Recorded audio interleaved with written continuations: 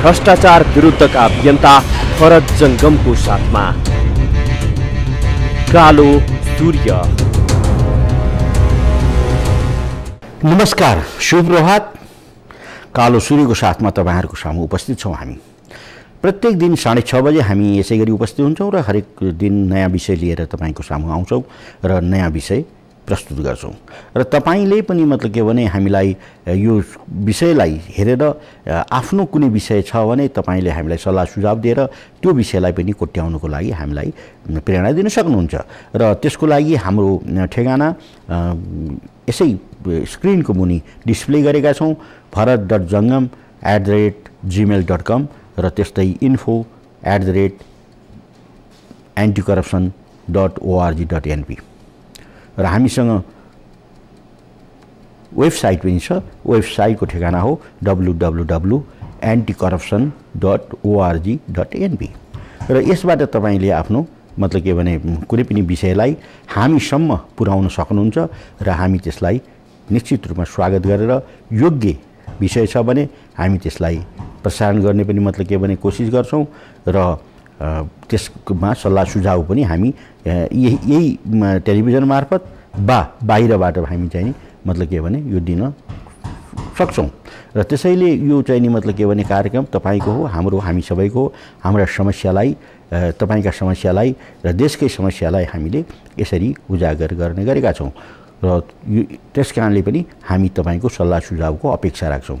हामी सदा चाहिँ एउटा विषय, नौलो विषय लिएर उपस्थित हुन्छौं र यो त्यो विषयमा केन्द्रित रहेर हामी तपाई सामु प्रस्तुत गर्छौं र त्यो ठीक या बेठिक भन्ने कुराको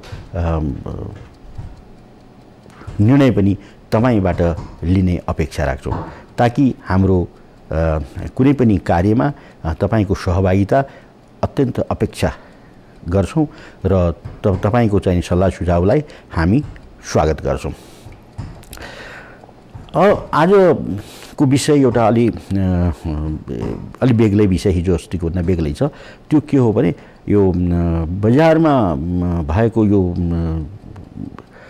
मूल्य निर्धारणलाई उदार अर्थनीतिको आधारमा खुला हुनुपर्छ भन्ने व्यवसायीहरूको अथवा वाणिज्यमा काम गर्ने अथवा व्यवसाय गर्ने मान्छेहरूको चाहिँ माग छ र त्यो मतलब के भने माग कति जायज हो वा कति नाजायज हो भन्ने कुरा पनि हामीले यस कार्यक्रम मार्फत तपाईहरु सामु निवेदन गर्न चाहन्छौं।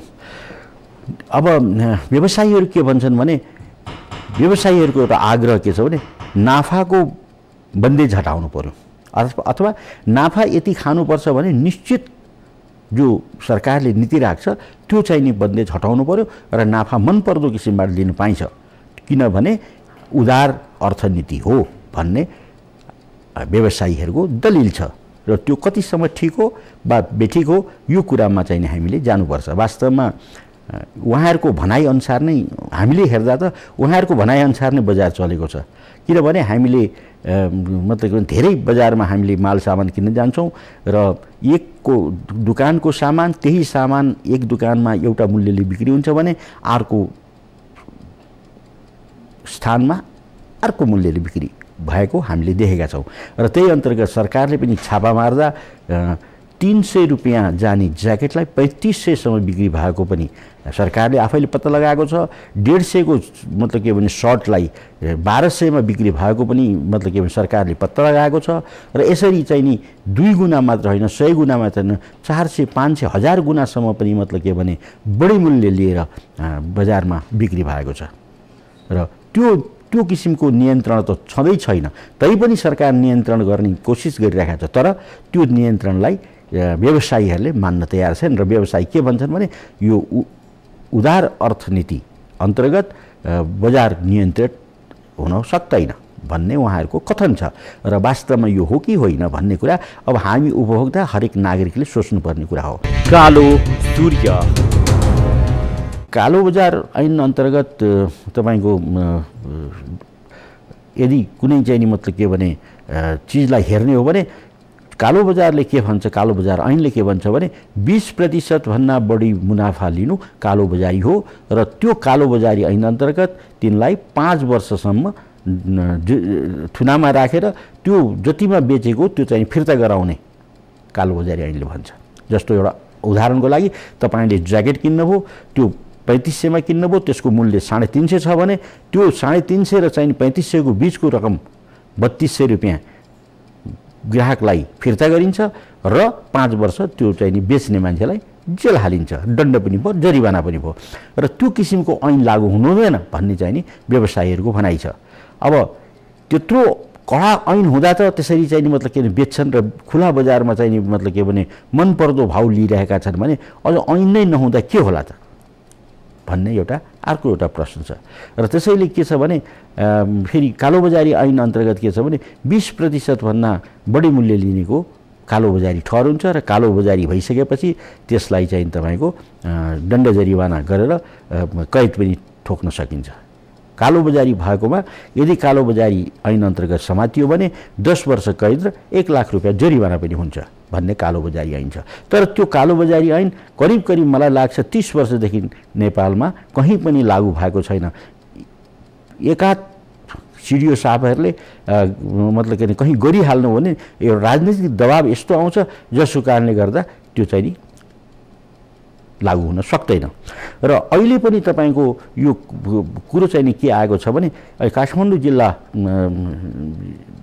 जिल्ला प्रशासनका सिडिओ एक नारायण अर्यालको भनाइ के छ भने हामी कालो बजारी ऐन अन्तर्गत कारबाही गर्न तयार छौँ, हामीले केही समातेका छौँ, तर के गर्ने राजनीतिक दबावको कारणले गर्दा हामीले त्यसलाई अगाडि बढ्न सकेका छैनौँ भन्ने उहाँको चाहिँ गुनासो छ। तर त्यो गुनासो रहँदै पनि मतलब के भने उहाँले केही काम गर्न खोज्नु भएको थियो, त्यो काम पनि सम्पन्न हुन सकेन भन्ने कुराको मतलब के भने यो छापाहरूमा अहिले लेखिन थालेको कारणले गर्दा हामीले यो विषयलाई उजागर गरेका हौँ। हेर्नुहोस् कालो बजारी ऐन अन्तर्गत चाहिँ यदि समात्ने हो भने तपाईँको तौलमा हामीले चाहिँ मतलब के भने हामी तौलमा मार परेका छौँ। कुनै पनि तपाईँको दोकानमा गएर तपाईँले तौल लिनुहोस्, तपाईँले 1 किलो माल लिनुभयो भने कमसेकम 100 देखि 50 ग्राम चाहिँ तपाईँ कमी चाहिँ तपाईँले चाहिँ माल लिनुपर्छ। त्यो हामीले बार भनिरहेका छौँ। र नापतौल विभाग छ, नापतौल विभागले केवल सुरुको चाहिँ मतलब के भने नापतौल एकचोटि हेर्छ, जाँच्छ, त्यसपछिका नापतौल हेर्दैन। जस्तो नापतौल विभाग अन्तर्गत ट्याक्सीको मिटरमा नापतौलको चाहिँ मतलब ट्याग लागेको हुन्छ र पेट्रोल पम्पको चाहिँ मिटरमा नापतौलको ट्याग लागेको हुन्छ र कुनै पनि नापतौलको चाहिँ मतलब के भने विद्युतीय नाप अथवा तपाईँको तराजु राखेर नाप्ने नापतौलमा पनि टक्सारको अथवा के नापतौलको छाप लागेको हुन्छ। तर कुनै पनि नापतौल पूर्ण रूपले भएको हुँदैन र त्यो कुरा चाहिँ मतलब के भने हामी उपभोक्ताले दिनदिनै चाहिँ भोगिरहेका छौँ। अरू चाहिँ के कुरा, ग्यासमा तपाईँको 14 किलो 200 ग्राम ग्यास हुनुपर्छ, हामीले 12 किलो सिवा ग्यास कहिले पनि पाउँदैन ग्यास सिलिन्डरमा। पेट्रोल लिन गयो भनेदेखि तपाईँको 1 लिटरमा हामीले कमसेकम 10 मिलिलिटर चाहिँ कम पाउँछौँ, जसले गर्दा त्यो कुरोको जाँच कसले गर्ने र यो जाँच भइरहेको छैन। त्यस कारणले उपभोक्ता सङ्गठनहरू पनि नभएका होइन नेपालमा। उपभोक्ता सङ्गठन अथवा सङ्घहरू अथवा संस्थाहरू नापतौलको साथमा जाँदा पनि उनीहरूले पनि केही रकम घुसपेट लिएर छोडिदिने गरेका छन् त्यस्ता कालाबजारीहरूलाई। र यो कुरा चाहिँ नि साँच्चै नै अब गाउँमा टोलमा र हरेक सहरमा चाहिँ नि बेग्लै चाहिँ उपभोक्ता सङ्गठनहरू खोलेर र सिडिओ साहबहरूलाई चाहिँ मतलब के भने भनेर हामीले चाहिँ नि यो चाहिँ नि मतलब के भने बजार नियन्त्रणको कार्य हामी आफैले गर्नुपर्छ भन्ने हामीलाई लागेको छ। अब यसमा कसरी मतलब के भने के गर्ने भन्ने कुरा त हामी आफै मतलब पब्लिक नै जागरुक भएर लागेको खण्डमा मात्रै मतलब के भने यो कुरो नियन्त्रण हुन सक्छ, अन्यथा मतलब के भने नियन्त्रण हुन सक्दैन। व्यवसायीहरू त के भन्छन् भने हामीले मनपर्दो लिन पाउनुपर्छ, हामीले जति पनि मतलब के भने उपभोक्ताबाट चाहिँ हासिल गर्न सक्छौँ। अरू कुरा हेर्नुहोस्, सुन जस्तो चिजमा पनि मिसावट छ भन्ने कुरा हामीले बजारमा पायौँ। वास्तवमा प्रत्येक चाहिँ गहनाको पसलहरूमा हेर्नुहोस्, सुन 24 क्यारेट भनेको सुन 22 क्यारेट सिवा हुँदैन, 22 क्यारेट भनेको सुन 14 क्यारेट सिवा हुँदैन र त्यसमा पनि तपाईँको चाहिँ मतलब के भने तपाईँको रसायनहरू परेको कारणले गर्दा र मालमा चाहिँ तपाईँको चाहिँ मतलब के भने यति चाहिँ जर्ती लिए भन्ने चाहिँ नि व्यवस्थाले कारणले गर्दा पनि सुनको कारोबारमा पनि 20% मुनाफाहरू दिने गरेका छन्, जो ज्यादै अन्यायपूर्ण कुरा हो। कालो सूर्य पैसाको कारोबारमा 2 या 3% कारोबार गर्नुपर्छ। हेर्नुहोस्, पैसाकै कारोबार भन्नुहोस्, यो पनि मतलब के भने एउटा मुनाफा नै हो। जस्तो कुनै बैंकले मतलब के भने इन्ट्रेस्ट कति लिन्छ, कति दिन्छ, दिने र लिनेको बीचको चाहिँ मतलब के दूरी 2% भन्दा बढी हुनु हुँदैन। तर यहाँ डिपोजिट गर्न जाँदा तपाईको 6% हामीलाई दिन्छ भने हामीले चाहिँ तपाईको चाहिँ ऋण लिन जाँदा 18% लिन्छ। 12% को फरक छ। अर्थात् 10% हामीलाई शोषण भइरहेछ हरेक चाहिँ तपाईको ऋणलाई। तर राष्ट्र बैंक मौन छ, चुप लाएर बस्छ, हेर्छ मात्रै। त्यसैले चाहे त्यो इन्ट्रेस्ट अथवा ब्याजको चाहिँ कारोबारमा होस्, त्यो पनि मतलब के भने कालोबजारी हो, र चाहे त्यो चाहिँ मिटर को चाहिँ मतलबबाट पेट्रोल लिने बा मतलब के भनेदेखि यो के अरे ग्यास लिने काम होस्, त्यसमा पनि कम बेसी हुन्छ भने कालोबजारी ऐन अन्तर्गत त्यसमा कारबाही हुनुपर्छ।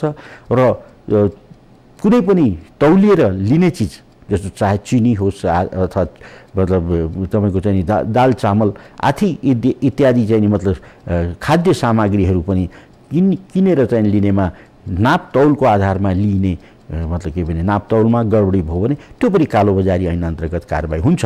तर यो यति हुँदाहुँदै पनि कहीँ पनि कालोबजारी ऐन अन्तर्गत कारबाही भएको छैन। तर पनि व्यवसायीहरू के भन्छन् भने हामीले व्यवसाय मतलब व्यावसायिक भएको कारणले गर्दा र खुला अर्थनीति भएको कारणले, उदार अर्थनीति भएको कारणले गर्दा आर्थिक क्षेत्रमा सरकारको कुनै किसिमको हस्तक्षेप हुनु हुँदैन र पूर्ण रूपले चाहिँ हामीले त्यसलाई चाहिँ नि नफा लिनुपर्छ, मुनाफा कमाउनुपर्छ भन्ने चाहिँ माग राख्दै मतलब के भने अहिले बजारमा चाहिँ धेरै मतलब के भने यो बहस चलिरहेको छ। तर हाम्रो भनाइ के छ भने हामी जस्तो अविकसित देश, हाम्रो जस्तो निरक्षर भए मतलब बढी भएको देश, हामी जस्तो गरिब बहुसंख्यक गरिब जनता भएको देशमा यस्तो किसिमको खुला अर्थनीति हुनु हुँदैन। यदि खुला अर्थनीति तपाईको चाहिँ कुरा गर्नुहुन्छ भने 100% जनताहरू साक्षर भएको ठाउँमा पनि खुला अर्थनीति हुँदैन। त्यो चाहिँ तपाईले बुझ्नु पर्यो। र त्यहाँ पनि एउटा नियन्त्रित हुन्छ। कति कुराहरू सरकारले आफूले चाहिँ मूल्य निर्धारण गरेको हुन्छ। जस्तो युरोप अमेरिकामा पनि तपाईको चाहिँ सरकारले चाहिँ मतलब मूल्य निर्धारण गरेको हुन्छ। र कति कुराहरू तपाईको चाहिँ जनतालाई सरोकारका विषय प्रत्यक्ष प्रभाव पार्ने जस्तो पेट्रोलियम पदार्थ भयो, अन्य चाहिँ मतलब के सुन भयो र प्रत्यक्ष प्रभाव पार्ने चिजहरू सरकारले नै नियन्त्रित रूपमा चाहिँ समय समयमा चाहिँ त्यसलाई चाहिँ मूल्य समायोजन गर्दै गएको हुन्छ। भने कसरी चाहिँ तपाईलाई चाहिँ मतलब खुला बजार छोड्ने, त्यो कुनै हालतले नै हुन सक्दैन। खुला बजार त हुनलाई त खुला बजारै छ। हेर्नुहोस्, जसले जति मुनाफा लिए पनि छुट्छ, जसले जति चाहिँ मतलब के भने बदमासी गरे पनि छुट्छ, जसले जति चाहिँ नाफा लिए पनि छुट्छ। भने यस्तो किसिमको चाहिँ एउटा मनपर्दो बजार अवस्था हुँदाहुँदै पनि फेरि व्यवसायीहरू के भने नियन्त्रित चाहिँ मतलब के भने भएन भनेर भन्दाखेरि हामीलाई आफैलाई हाँसो उठ्छ। हेर्नुहोस्, कहाँ नियन्त्रण भएको छ हाम्रो देशमा। न तपाईको पेट्रोलको चाहिँ मतलब के भने मिटरमा नियन्त्रण छ, न तपाईको ग्यासको चाहिँ मतलब सिलिन्डरमा नियन्त्रण छ, न तपाईको चाहिँ कुनै तौलमा नियन्त्रण छ, न कुनै बजारको मूल्यमा नियन्त्रण छ। जहाँ जसले जतिखेर जे मतलब के भने मूल्य पनि लिन पाएको छ। र यो अवस्थामा पनि तपाईहरु चाहिँ मतलब व्यवसायीहरू मूल्य चाहिँ नियन्त्रण गर्नु भएन भन्नुहुन्छ भने अत्यन्त मतलब के हामीलाई मतलब एउटा दुःख लाग्दो कुरा भएको छ। र यहाँ त तपाईको हामी त के चाहन्छौँ भने सम्पूर्ण कुरा सरकारले नियन्त्रणमा राख्नुपर्छ र जनतालाई उपभोक्ताहरूलाई सहुलियत दरमा सबै कुरो दिन सक्नुपर्छ। तब मात्र त्यो सरकार राम्रो सरकार हुन्छ, जनताको लागि राम्रो सरकार हुन्छ, देशको लागि राम्रो सरकार हुन्छ। तर यहाँ त सरकार आफै भ्रष्ट छ र भ्रष्टाचार बढाइरहेको छ र भ्रष्टाचार जन्य कार्यमा ऊ तल्लीन भएको हुनाले कालो बजार पनि त्यही भ्रष्टाचारको एउटा अङ्गको रूपमा मतलब बढिरहेको छ। तर त्यो नियन्त्रित अवस्थामा छैन। त्यसकारणले त्यो नियन्त्रित हुनुपर्छ भन्ने हाम्रो बलियो माग छ। आज हामीलाई समयले पनि बिदा दिएको छ। भोलि यसै समयमा हामी अर्कै विषय लिएर फेरि उपस्थित हुनेछौँ। आजलाई बिदा दिनुहोस्। शुभ प्रभात, तपाईको दिन राम्रो होस्। नमस्कार।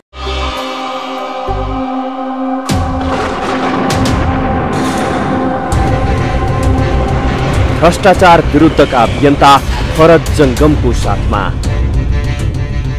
कालो सूर्य।